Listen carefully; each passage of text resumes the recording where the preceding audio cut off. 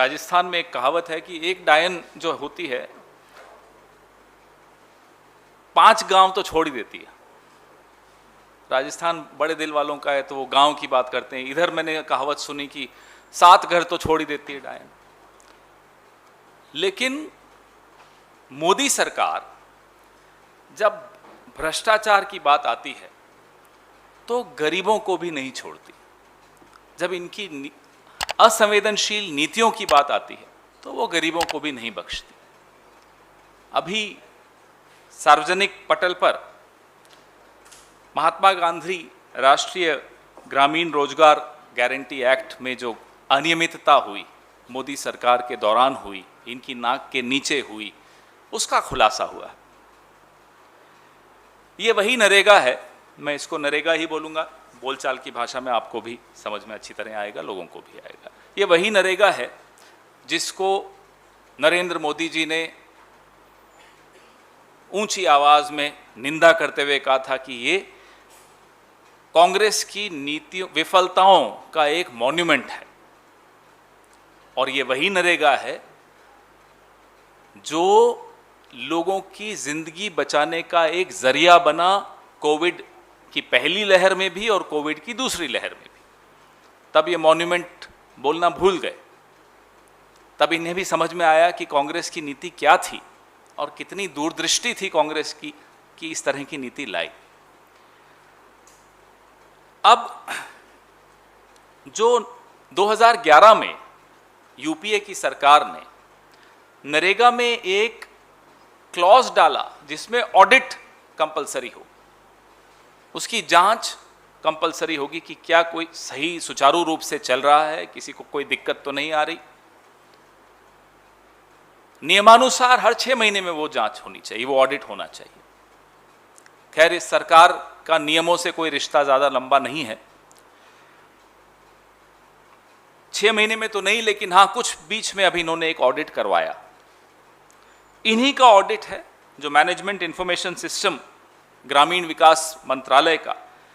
उस ऑडिट में यह निकल कर आया कि 935 करोड़ का घपला हुआ है, घोटाला हुआ है, अनियमितता हुई है, भ्रष्टाचार हुआ है नरेगा में, जो कि जो सबसे निर्धन है उसके लिए एक योजना है, जिस योजना के खिलाफत मोदी जी शुरू से करते आए थे और अब चुप हो गए क्योंकि समझ में आ गया उनको कि योजना क्यों है। गरीब के लिए योजना, उसमें भ्रष्टाचार। ये है नरेंद्र मोदी की सरकार। और ये कोई किसी निजी चैनल के, निजी अखबार के, मेरे, प्रणव जी के, संजीव जी के आंकड़े नहीं हैं।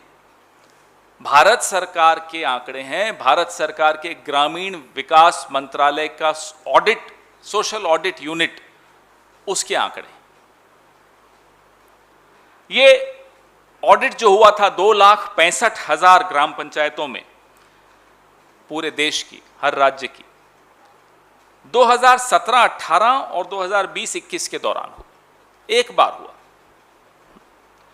जो सबसे महत्वपूर्ण बात यह है कि ऑडिट की जो निष्कर्ष निकले हैं उसमें यह निष्कर्ष स्पष्ट तौर पे आता है कि मिसअप्रोप्रिएशन, फाइनेंशियल मिसअप्रोप्रिएशन हुआ, रिश्वतखोरी हुई। ये वहां उनसे शब्द ले रहा हूं मैं, उसी ऑडिट रिपोर्ट के शब्द हैं। जो लोग हैं ही नहीं उनको पेमेंट दिखा दी गई, भ्रष्टाचार। ठेकेदारों को आपने बड़ी बड़ी बिल रेज करके उनको ज्यादा पेमेंट दे दी। तो 935 करोड़ में जो रिकवरी हुई, वापस लिए गए, वो है 12 करोड़ 50 लाख। 935 करोड़ का 1.34% रिकवरी हुआ। यह है इस सरकार की काबिलियत। सबसे ज्यादा जिस राज्य में यह अनियमितता हुई 2017-18 और 2020-21 के दौरान, वो है तमिलनाडु, जब भारतीय जनता पार्टी के अलायंस की सरकार थी, AIADMK की सरकार थी, जहां 245 करोड़ का घोटाला हुआ। दूसरा राज्य बिहार, जहां आपको मालूम है किसकी सरकार है, भारतीय जनता पार्टी और JDU की सरकार है। यहां 12 करोड़ 34 लाख का घपला हुआ है। झारखंड में जब भारतीय जनता पार्टी की सरकार थी, प्रणव जी आपका राज्य है, 51 करोड़ 30 लाख ये उस दौरान का घपला है जब सरकार भारतीय जनता पार्टी की थी।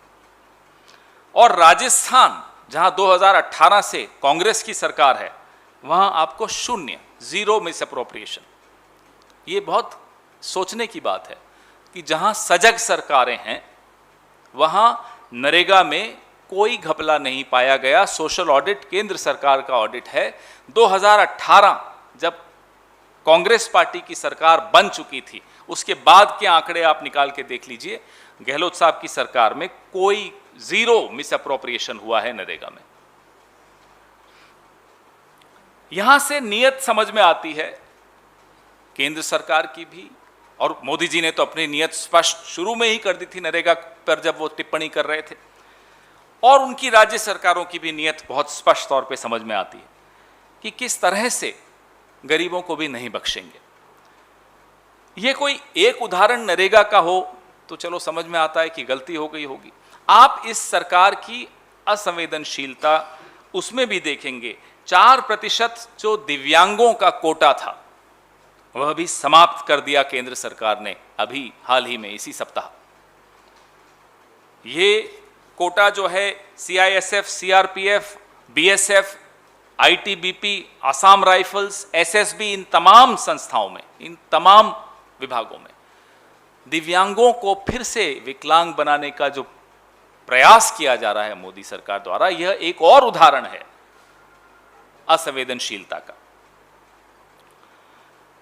90%, ये तीसरा उदाहरण दे रहा हूं, महिलाओं के लिए जो पुलिस में रिजर्वेशन होती है उसमें से आप सोच नहीं सकते कितनी भरी होगी। जो पोस्ट हैं खाली महिलाओं की, 20,91,488 पोस्ट हैं महिलाओं के लिए पुलिस विभागों में, और कितनी भरी सा 1,15,504।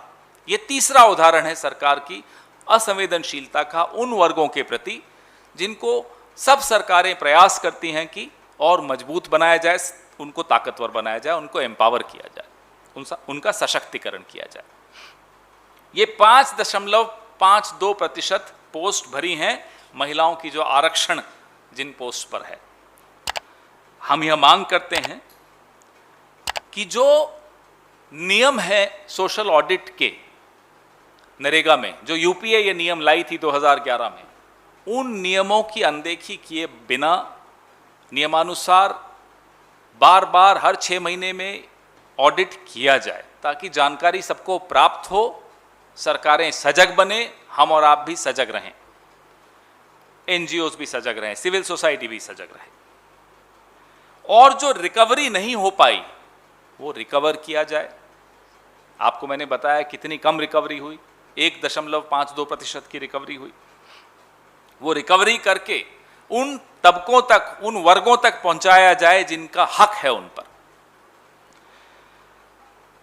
हम दूसरी मांग यह करते हैं कि जो यह केंद्र सरकार ने दिव्यांगों का 4% कोटा पुलिस फोर्सेस से वापस ले लिया है, वह निर्णय वो पलटें, उस निर्णय को वो वापस लें और ये 4% कोटा बहाल करें। महिलाओं के प्रति जो अपराध बढ़ रहे हैं, दिल्ली में अभी उबरी नहीं है दिल्ली उस हादसे से, यूपी में हम रोज देख रहे हैं क्या हो रहा है। ऐसे में आवश्यकता है कि महिलाओं की जो आरक्षित पोस्ट हैं पुलिस में वो भरी जाएं, ज़्यादा संवेदनशीलता से उन क्राइम्स को देखा जाएगा, उन हादसों को निपटा जाएगा, और मुझे लगता है ये हक है महिलाओं का। अब मैं इंग्लिश में बात कर लेता हूं, फिर आपके प्रश्न लूंगा। The Mahatma Gandhi National Rural Employment Guarantee Act was introduced by the UPA government, as we all know, to eradicate poverty from India. And we all know the intentions with which Mr. Narendra Modi's government looked at Narega when he called Narega as the monument of failures of Congress policy. It's the same Narega which became a life savior during the COVID-1 and COVID-2, these two waves, Narega came as a lifesaver for millions of Indians. Mr. Modi has also now realized he should think before he speaks. It is the same Narega now which has come back to haunt the Modi government led by BJP. There is an expose in the media which accessed publicly available information through the Management Information System, MIS, of the Rural Development Ministry. This reveals that rupees 935 crores have been misappropriated in Narega schemes over the last 4 years under the very nose of the Modi government. These numbers are not numbers brought out by Sanjeev, by Pranav Bhai, or by me, by you. These are government numbers. This has come out by the audits done by the Social Audit Unit under the Rural Development Department of the Ministry of Rural Development. This is government data. If this government was given a choice, this audit would not have happened. This audit has happened because the UPA in 2011 inserted this provision of a social audit unit to ensure that there is no misappropriation, to ensure that there is smooth functioning of the scheme. This government is not adhering to that law, to that rule. It's very rarely that they do this audit. The most significant finding by the Social Audit Unit during their audit was that the primary misappropriation, the primary type of misappropriation in most cases was financial misappropriation, was bribery, payments to non-existent persons, to vendors at inflated procurement prices, etc. Downright corruption.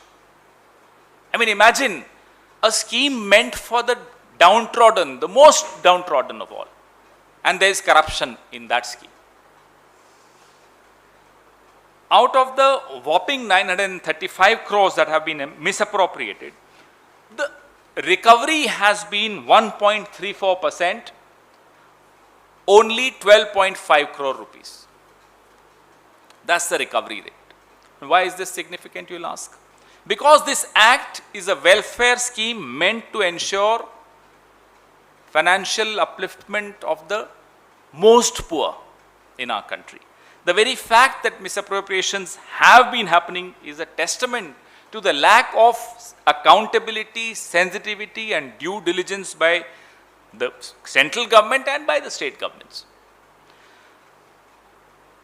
I'll give you examples when I say this. The worst affected state with the corruption in Narega was Tamil Nadu under AIADMK. This data is from that period. Then comes Bihar, again ruled by BJP and its allies. Jharkhand under the previous government, because that data again is from that era. In Tamil Nadu, the corruption was, the misappropriation was to the tune of 245 crores. In Jharkhand, it was 51.29 crores. In Bihar, it was 12.34 crores. And very interestingly, it's not a coincidence. Rajasthan, since 2018, has been under Congress rule. Zero corruption in Narega. Not my data, not our data. Data belongs to the Government of India. The data has come from the Government of India. This is the example of a sensitive government can ensure there is no corruption in such schemes. If Rajasthan could ensure it, why couldn't Tamil Nadu? This also shows the real intention of this dispensation. While the economy is on a downward spiral, prices are going up. You know what's the situation with petrol, diesel, cooking gas, cooking oil. You should be more sensitive. You should be standing with the people who really need this money. You are robbing the poor of this country. Can't be a bigger sin. This is not a crime. This is a sin. More than a crime. There is this section 17 of Narega brought in by UPA in 2011, which mandates social audit of work undertaken by Narega in Gram Panchayats. And the frequency of this audit should be 6 months. In the last 7 years, the audit happened in 2017-18 and 2021.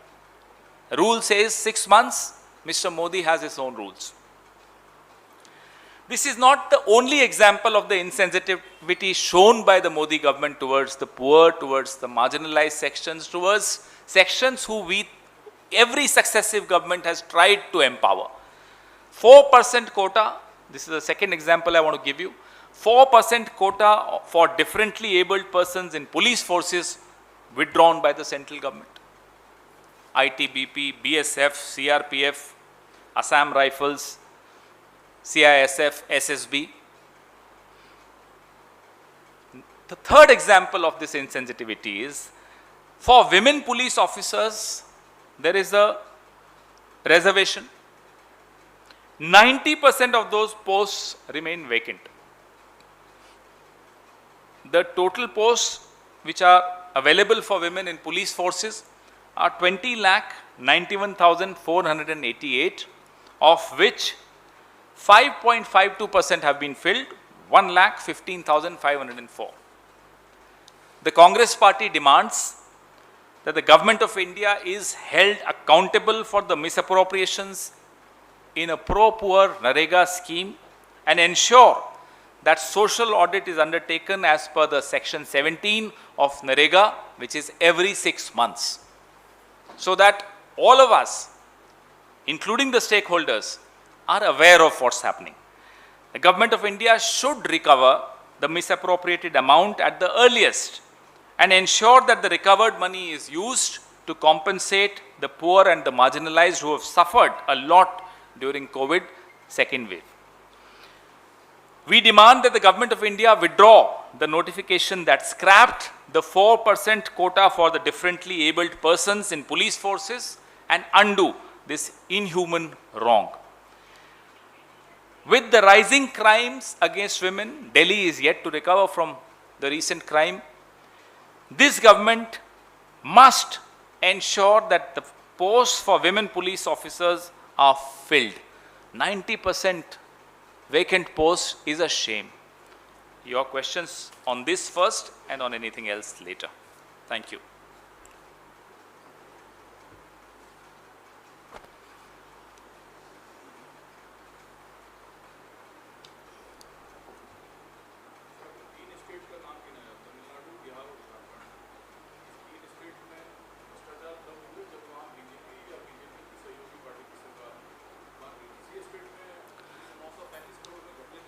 जो उदाहरण इस report में सामने आए हैं वो मैंने आपके सामने रखे हैं, और भी उदाहरण आएंगे तो बिल्कुल सार्वजनिक होंगे, लेकिन सबसे ज्यादा भ्रष्टाचार जहां जहां हुआ इस रिपोर्ट में वो लिस्ट दी गई है, और जहां बिल्कुल नहीं हुआ राजस्थान वो उदाहरण उसमें दिया गया है। जैसी वो रिपोर्ट है वैसी ही मैंने आपके सामने आंकड़े रखे हैं।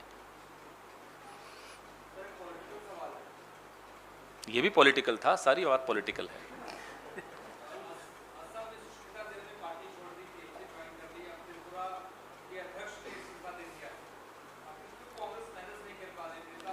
इस पे आएंगे, अगर इस विषय से संबंधित कुछ हो पहले तो वो पूछ लीजिए, मैं जरूर इस पर भी आऊंगा, क्योंकि ये सवाल तो आप रोज पूछते हैं, तो इस पे मैं जरूर जवाब दूंगा। इसी पर है तो पूछिए। अलग। अब आपके सवाल पे आ जाते हैं। ठीक है, आपका सवाल सुना मैंने, हमारे बाकी कुलीग से भी आप पूछते हैं ये बात।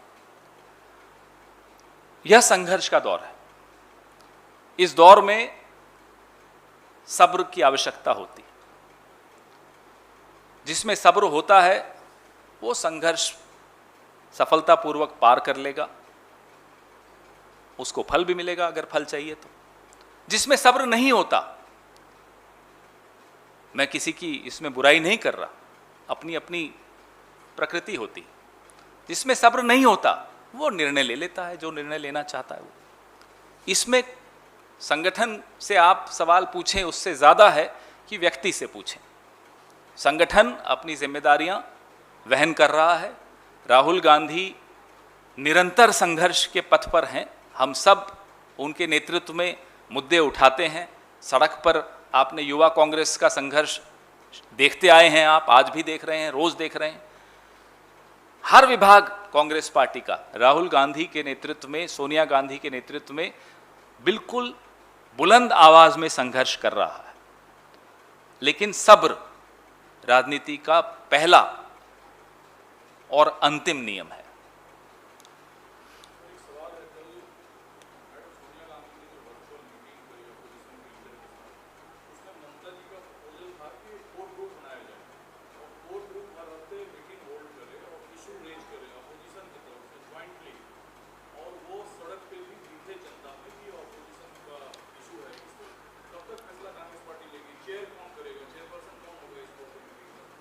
देखिए,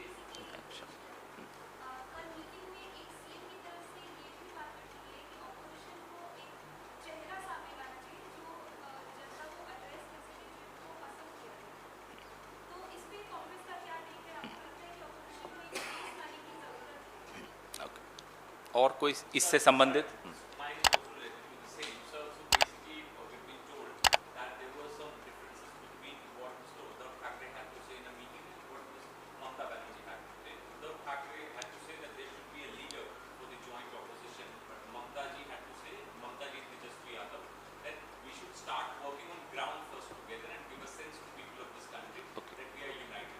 आपका भी इसी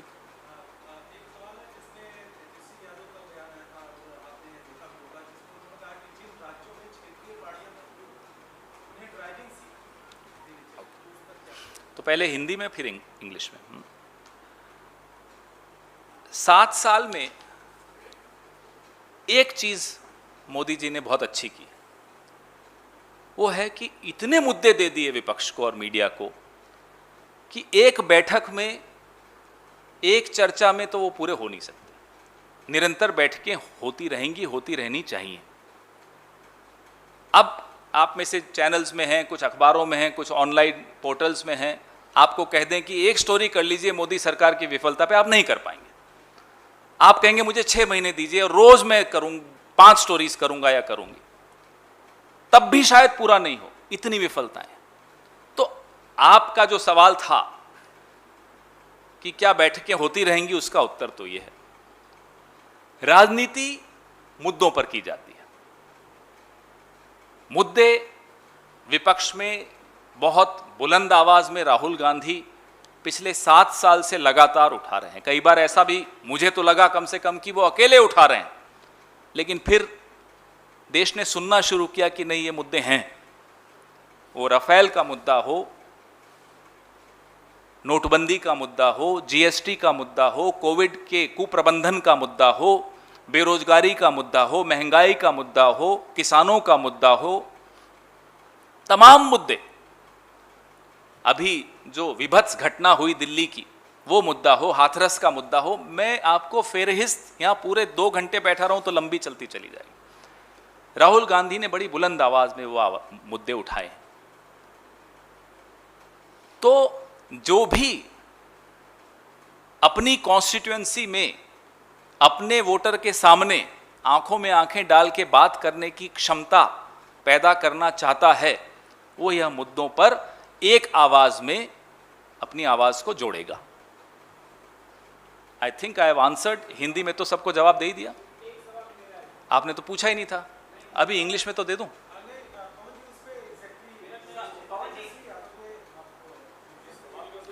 एज आई सेड,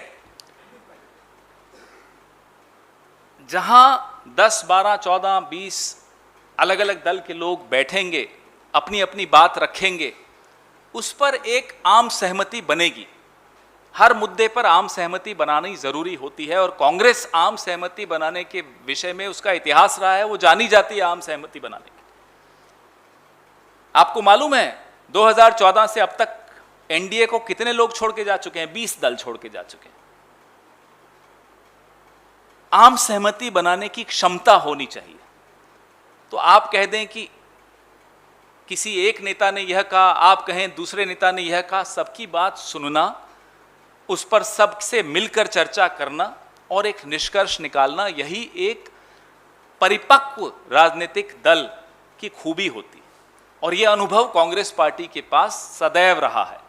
भले हमारे पास 400 सीटें हो तब, भले वो हमारे पास 150 सीटें हो तब,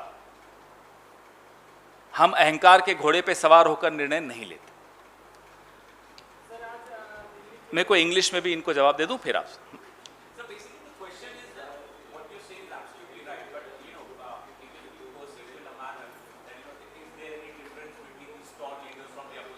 Now you speak in English, she speaks in Hindi. Is there a difference of opinion between the two of you? No, there is no difference of opinion. I have a right to express what I think is right. Pranavji has a right to express what he thinks is right. And then together we sort out and we take a decision. So there is no such perception. Maybe Mr. Modi wants to believe this, and people close to him may like to believe it. But the fact of the matter is, this is how mature people discuss. This is how mature people decide. And what I said in Hindi, I'll repeat in English.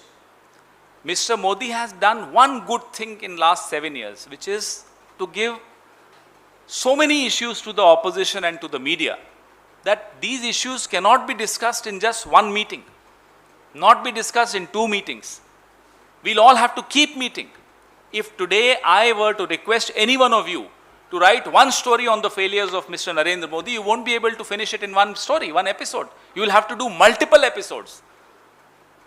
And your organizations will have to give you overtime also, because there's so many failures. So, please expect more such meetings. Politics is dependent on issues, not on individuals. The one man, one leader, one individual who has been voicing his concerns consistently, he has been raising issues consistently, is Rahul Gandhi for the last 7 years. There were times when somebody like me felt that he is the only voice. But later, people of India realized that he is raising the right issues. He is ensuring that the government doesn't succeed in distracting the national attention from the real issues. Whether it's Rafale, whether it's GST, whether it's demonetization, whether it's farmers, whether it's unemployment, 45-year record of unemployment, whether it's price rise, whether it's the collapse of MSMEs and the collapse of economy, whether it's mismanagement of COVID, whether it's gang rape, whether in Hathras, Unnao or Delhi. Multiple issues. You close your eyes, ask yourself, put your hand on your heart, and ask yourself, who is the leader who's been raising these issues? You will get the honest answer. Sir, I have some questions on Afghanistan. So basically, things are changing very swiftly on geopolitical level. There was a blast which took place yesterday in Balochistan area in which two Chinese got killed. Pakistan foreign minister is going to visit Afghanistan and going to meet the new so-called dispensation. And Pakistan is moving very aggressively, sir. Your take on so far Indian government's response to this entire fresh international crisis or the change in the dispensation in Afghanistan, and how do you look at the things changing internationally so swiftly? We are waiting for a response. First of all, there has been no response from the government of India, a response worth its merit. We are concerned about the well-being of Indians struck in Afghanistan. We are concerned about the 23,000 crore investment, Indian investment in Afghanistan. We are concerned about the well-being of every single Indian who is stuck in Afghanistan. We are also concerned at no coherent response coming in from the government. We don't know what happened in Doha. We don't know what happened in Russia. We don't know who met who there and what was discussed. There is no clarity. Right now, the priority, these questions can wait. What happened in Doha, what happened in Russia can wait. Right now, the topmost priority is safety and well-being of every single Indian stuck in Afghanistan. We hope that the government responds with the swiftness that this issue deserves.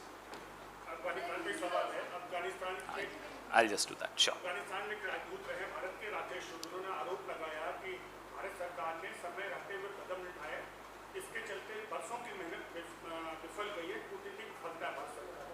बहुत वरिष्ठ नौकरशाह हैं जिनकी आप बात कर रहे हैं, उनकी आवाज़ इस मुद्दे पर सब सुनते हैं, वो किसी भी दल के हों उससे मायने नहीं रखता, लेकिन हम किसी भी दल के हों उनकी आवाज़ ज़रूर सुनते हैं, वो निष्पक्ष आवाज़ है और वो इस विषय के एक्सपर्ट माने जाते हैं, विशेषज्ञ माने जाते हैं। सवाल हम सबके दिमाग में है, सही वक्त पे पूछे भी जाएंगे। दोहा में क्या हुआ, रूस में क्या हुआ, हमारे प्रतिनिधि किससे मिले, तालिबान से मिले, क्या बात हुई। इस सरकार में कुछ लोग बैठे हैं जिनके पहले भी रिश्ते बने थे तालिबान से, कांधार जब हुआ था, जो आज राष्ट्रीय सुरक्षा सलाहकार हैं उस वक्त बड़ी ऊंचे ओहदे पर थे, वही गए थे। खैर ये सब बातें बाद में होंगी। आज हमारी चिंता अफगानिस्तान में जो भारतवासी अटके हुए हैं उनकी सुरक्षा और उनकी सुरक्षित वापसी, यह हमारी चिंता है, वह यह हमारी प्राथमिकता है।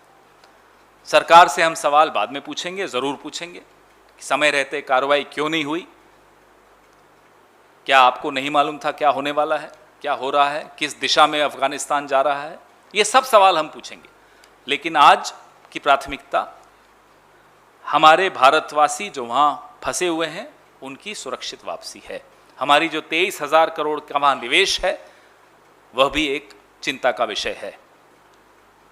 Sir, adding on to this Afghan thing only, so there have been a lot of tweets that have been made by the spokesperson from the Congress party related to the kidnapping of 150 people in Kabul. So that was a news which was being circulated on social media, and some of your official handles and spokespersons have also tweeted saying that what Indian government is doing, 150 people have been kidnapped in Kabul this morning only. Now MEA has come out with the official denial saying that nobody have been kidnapped. Not just on social media, I also saw this news on several channels.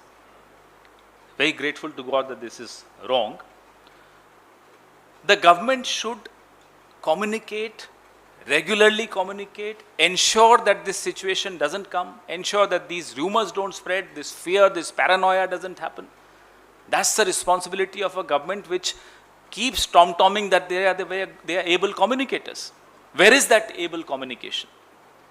It's very easy to say, "Arey opposition क्यों बोल रहे?" We will, of course, we are worried, we are concerned. Every single Indian's safety is a must. And sorry, we will fight this government for their safety and well-being, because that concern each one of us should have as Indians, irrespective of which political party we belong to. We are not even asking uncomfortable questions at this point. There will come a time when we'll ask these uncomfortable questions about Doha, about Russia, about the back channel talks that this government is supposed to have had with Taliban. We'll definitely bring these questions to the fore, but right now our concern is safety, well-being and safe return of every single Indian from Afghanistan. अभी तो बताया था, फिर से सूचना जो एक खबर टीवी चैनल्स के माध्यम से और सोशल मीडिया के माध्यम से मालूम पड़ी थी, भगवान का शुक्र है कि वो गलत खबर साबित हुई। लेकिन सरकार को चाहिए कि इस तरह का भय का वातावरण, संशय का वातावरण जो देश में फैल रहा है, इसे दूर करें, और वो दूर तभी हो सकता है जब त्वरित कार्रवाई की जाए। वैसे ही बहुत विलंब हो चुका है और इस विलंब के कारण भी हम बाद में ज़रूर पूछेंगे सरकार से। जब आपको पता था अफगानिस्तान किस दिशा में जा रहा है, तब आपने समय रहते कदम क्यों नहीं उठाए? अगर वो कदम उठा लिए होते तो आज इस तरह का भय का माहौल भारत में नहीं होता अपने भारतवासियों को लेकर जो अफगानिस्तान में अटके हुए हैं, जो वहाँ फंसे हुए हैं। ये सब सवाल हम सरकार से, अभी हम सरकार को किसी परेशानी में नहीं डालना चाहते, इसलिए इस तरह के सवाल नहीं पूछ रहे हैं कि दोहा में आप किससे मिले, क्यों मिले, क्या बात हुई, रूस में आप किससे मिले, क्यों मिले, क्या बात हुई, तालिबान से बैक चैनल आपने क्या बातें की। ये सब सवाल हम बाद में पूछेंगे। आज हम सिर्फ एक बात बार बार बता भी रहे हैं, याद भी दिला रहे हैं और पूछ भी रहे हैं कि भारतवासी जो वहाँ फंसे हुए हैं उनकी सुरक्षा के लिए आप क्या कदम उठा रहे हैं। फिर पूछेंगे आपसे कि आपने विलंब क्यों किया, अभी नहीं पूछ रहे। धन्यवाद।